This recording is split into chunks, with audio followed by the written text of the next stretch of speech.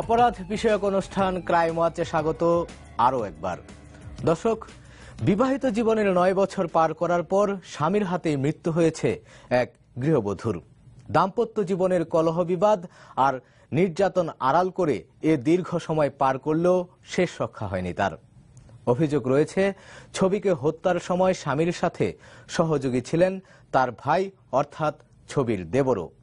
যৌতুকের দাবি মেটাতে না পেরেই এই হত্যাকাণ্ড বলে অভিযোগ করেছে ছবির পরিবার।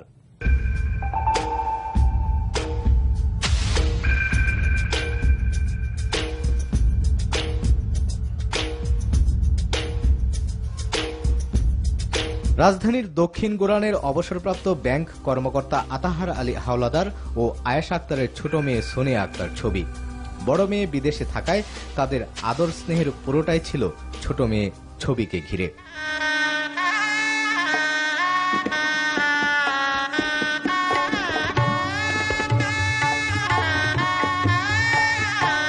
একটি বিয়ের অনুষ্ঠানে সোনিয়াকে দেখে পছন্দ করেন একই এলাকার ছেলে মাহফুজুর রহমান।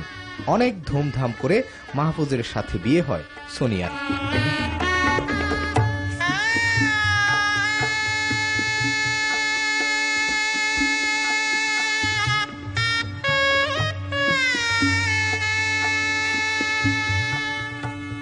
কিন্তু বছর না পেরোতেই মাহফুজের আসল চেহারা বেরিয়ে আসে। ব্যবসার কথা বলে মাহফুজ 5 লাখ টাকা দাবি করে। ছবি বিভিন্ন সময় বাবার কাছ থেকে টাকা নিয়ে দিলেও তাতে সন্তুষ্ট হতে পারেননি মাহফুজ। সর্বশেষ সে 2.5 লাখ টাকা দাবি করে মোটরসাইকেল কেনার জন্য। সুবস্ত টাওয়ার একটা দোকান নেই, রেডিমেড গার্মেন্টস, আর এক বন্ধুর সাথে। তা এখন ও তো আর টাকা চাইতে পারে না, আমার মেয়ের মাধ্যমে টাকা চাইলো। তা টাকা দিছি, কিন্তু কয়েকদিন না যাইতেই দেখি ওই দোকান নাই। কি করছে না করছে আমাকেও তো বলে নাই, মেয়েকেও বলে নাই। টাকার কথা মেয়েকে বলতো, মানে ওইভাবে বলতো যে এটা যৌতুকও না, আইও না, কিছু টাকার দরকার। এটা তো মেয়ে বলতো, আমি এটা পূরণ করতাম। আমি সেখানে আর কোনো সময় কার্পণ্য করতাম না। এর মধ্যে শুনলাম না কেউ একটা হোন্ডা কিনবে।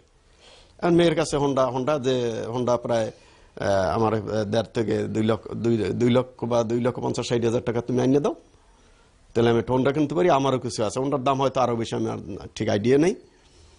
তো মেয়ে বলছে যে না, এটা আমি আব্বার কাছে চাইতে পারবো না।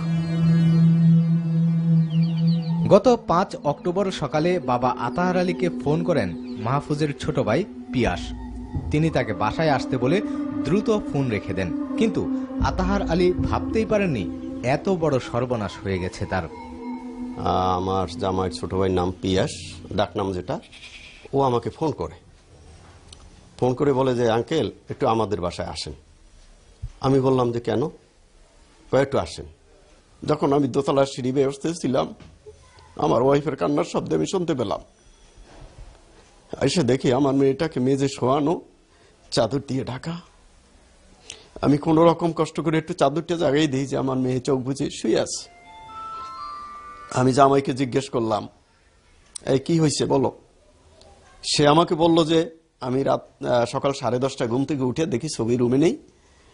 তারপরে আমি ছবি করতে করতে আইসে দেখি সে এখানে ঝুলে আছে। তারপরে আমি পিয়াস সাথে ওকে নামাইয়ে এখানে শোয়াইছি। এরপরে তো আমি আমার অফিসে এইটা দেখে আমি আমার বসকে জানাইলাম যে আমার মেয়েটাকে মেরে ফেলছে। তা আমার অফিসের লোকজনও আসলো। আমরা যাওয়ার মানে হয়তো আনুমানিক 15-20 মিনিট পরে পুলিশ আসছে।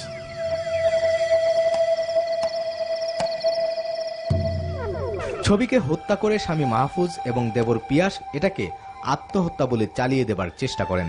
কিন্তু শয়ন কক্ষ সংলগ্ন বাথরুমে পাওয়া যায় রক্ত মাখা ছুরি এবং ফ্লোরে জমাট বাঁধা রক্ত। পরে দেখা যায় মৃত ছবির 2 হাতের রগ কাটা এবং শরীরের বিভিন্ন স্থানে আঁচড়ের চিহ্ন। লাশের পিছনে এক কোণারে বসে বিভিন্ন সিমটমগুলো লিখতেছিল। তো লিখতে থাকায় তো লিখতেছিল, আমি ওই পাশে বসা কান্নাকাটি করতেছি। এর মধ্যে লোকজনও আসছে। আমার অফিসে এক কলিগ, তার হঠাৎ বাথরুমের একটা প্রয়োজন হয়ে পড়ছে। তখন সে চিটকানি খুললে দেখে তো সে তো মানে ওখানে হয়ে পড়ার ব্যাপার কি, এখানে রক্ত কিসের? তো রক্ত কিসের সে দেখলো রক্ত। তারপরে চাকু পড়ে আসে। তখন সে পুলিশ অফিসারকে বলল। তখন আমার ওই লোক বলার পরে তরে ওই পুলিশের একজন সদস্য গিয়ে ওই চাকুটাকে মানে চাকুটার সাথে রক্ত দেখা যাচ্ছিল, আনলো। তখন বললো যে কি রক্ত, তাহলে ব্যাপারটা কি, কোথায়, তাহলে নিচে আর কোনখানে আঘাত আছে। তখন কাপড়টা একজনে সরাইলে দেখো যে হাতের কবজির এখান থেকে এইটা দুইটা হাতের একই সমান্তরালে দুইটা হাতের রক কাটা। বেকার মাহফুজ মাঝে মধ্যেই বাবার কাছ থেকে টাকা আনার জন্য ছবিকে চাপ দিত। এরই মধ্যে ছবির বাবা মা আমেরিকায় বড় মেয়ের কাছে যাওয়ার প্রস্তুতি নিলে অর্থলোভী মাহফুজ টাকার জন্য মরিয়া হয়ে ওঠে। স্বামী মাহফুজের ধারণা ছিল শ্বশুর শাশুড়ি আমেরিকা চলে গেলে যদি তারা ফিরে না আসে তাহলে হাতছাড়া হয়ে যাবে সুযোগ। তো একটাই ছিল ওই যে টাকা পয়সা, টাকা মানে আমি বড় মেয়ের কাছে চলে যাব, আমরা বড় মেয়ের কাছে যদি চলে যাই সব বড় মেয়েকে দিয়ে আসবো, ও যা পাইবো ওরে এখনই দিয়ে দিতে। এইটাই মনে হয় চিন্তা যে আমরা চলে যাই, আমরা তো আর আমাদের তো আর কাগজ গ্রিন কার্ড হয় না যে আমরা গেলে চলে যাবো। আমরা ফার্স্ট টাইম যাচ্ছি যে বড় মেয়ের ডেলিভারির জন্য যাচ্ছি, আমরা হয়তো 2 মাস পরে, 1 মাস পরে বা 3 মাস পরে, বেশি হলে 6 মাস পরে তো আমরা আইসেই পড়বো। তা আমরা তো আর একবারে যাচ্ছি না। তো ওর ধারণা যে আমরা গেলে মনে হয় আর আসবো না নাকি, ওই জন্য ওই টাকার জন্য ও এরকম করতো মেয়ের সাথে, মানে মেয়েরে বলতো। আর মেয়ে বলতো কি যে আমি তোমাকে ছোট করতে পারবো না, আমি তোমাকে ছোট করতে পারবো না, আর আমি আমার বাবা মার কাছে আমিও ছোট হবো না। বাবা মার কষ্টের কথা চিন্তা করে সবকিছু নীরবে সহ্য করে যাচ্ছিলেন ছবি। তার ধারণা ছিল বাবা মা বিদেশে যাওয়ার পর হয়তো স্বামীর আচরণের পরিবর্তন হবে, কিন্তু ফল হয়েছে উল্টো। শ্বশুর শাশুড়ির আমেরিকা যাওয়ার সময় হয়ে এলে মাহফুজের আচরণ পাল্টে যায়। রাত করে বাসায় ফেরা, স্ত্রীকে মারধর এবং গালাগাল হয়ে দাঁড়ায় নিত্যদিনের ঘটনা। আমরা মাঝে মাঝে জিজ্ঞেস করতাম যে আচ্ছা ছবি কি হয়েছে বলো তো, তুমি এরকম দিন দিন মনমরা হয়ে থাকো, বাসায় আসলো দেখি যে খুব একটা কথা বলো না, আমার মেয়ের সাথে কথা বলে না, তেমন মানে কোনো কিছু শেয়ার করে না। পরে ফোনের মধ্যে একদিন খুব কান্না করতেছিল, তো বললাম যে মা কি হয়েছে বল। পরে বলতেছে খালামণি জানো মাহফুজ আমার যোগ্য না। আমি বললাম বাবা এই কথাটা কেন বলছিস, মাহফুজ তো অনেক ভালো।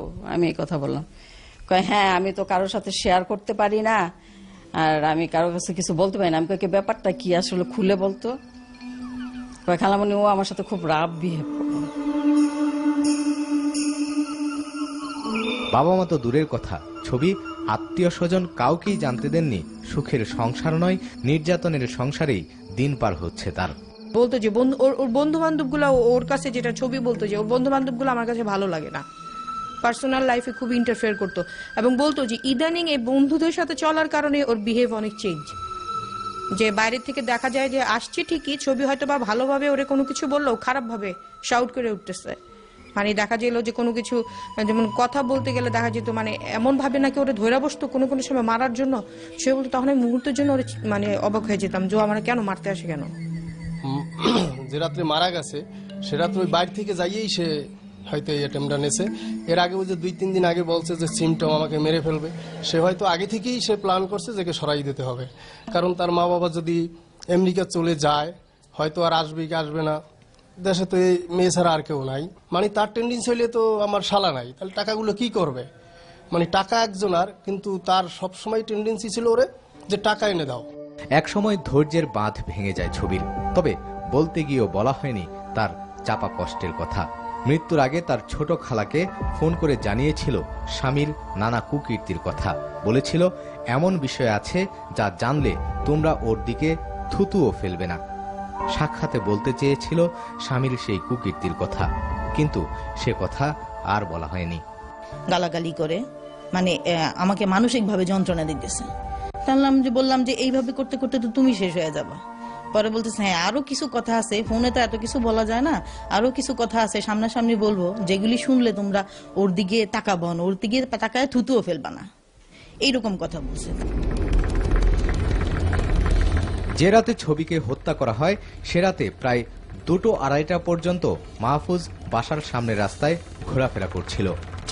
যেই সকালে মারা যায় ছবি, ওই এর আগের রাত্র মানে 2:30টার দিকে তাকে রাস্তার মধ্যে হাঁটতে দেখছে আমার সেজ ভাই দেখছে। তো সে কোনো উত্তর দেয়নি কেন কি জন্য, কিন্তু 2:30টার সময় রাত্রেবেলা হাঁটা এটা একটা কেমন দেখতে, ঘরে একটা মাত্র মেয়ে আর কোনো মেয়ে নেই, অথচ সে তার স্ত্রীকে ছেড়ে রাস্তায় হাঁটতেছে, তাও রাত্র 2:30টার সময়।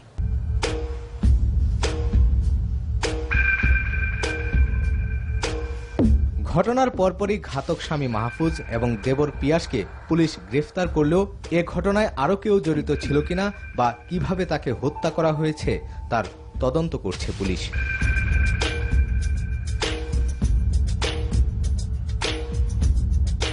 ছবির মৃত্যুর প্রধান সন্দেহভাজন তার স্বামী এবং দেবর গ্রেফতার হলেও এখন পর্যন্ত স্বীকারোক্তিমূলক জবানবন্দি দেয়নি তারা। আমরা আশা করব হত্যাকাণ্ডের সাথে যারাই জড়িত থাকুক দ্রুত তদন্ত শেষ করে বিচারের মুখোমুখি দাঁড় করাবে আইন শৃঙ্খলা রক্ষাকারী বাহিনী। দর্শক, এবার বিদায় নেবার পালা। অপরাধের আরো খবর জানতে এবং জানাতে লিখুন এই ঠিকানায়। প্রযোজক ক্রাইম ওয়াচ, NTV,